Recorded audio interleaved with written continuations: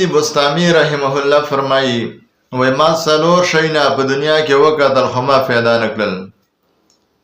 دا زموږ دپاره همدا خبرې دي چې کم څلور شیونه دي چې موږ او تاسو هم یاد کړو. یو وای ما داسې عالم پیدا نه کړو په ټوله دنیا کې چې د ده چا نه تمه نه وي. داسې عالم ما په ټوله دنیا کې پیدا نه کړو چې دا بې تمې د مخلوق نه تمه نه کوي.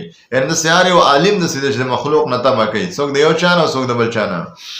او دویم وای ما داسې یو عبادت کوونکی ونه موندو چې د هغې عمل کې ریاکاري نه وي، بلکې رسمي اکثر عبادت کوونکي وموندل چې عمل کوي خو په عمل کې ریاکاري کوي او دا ریاکاري ورکوټه شرک دی.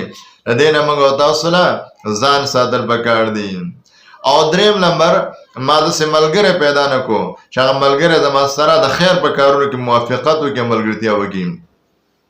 او څلورم ما د خلکو رزق کتو چې د چا رزق به حلالي، داسې به څوک په دنیا کې د هغې رزق حلالي، لیکن ما د حلال رزق چا ونه موندو. د هر چا په رزق کې یو رګ ورته د حرامو چې کوم دی راغلی. لهذا د څلورو کارونو موږ او تاسو له هم ځان ساتل پکار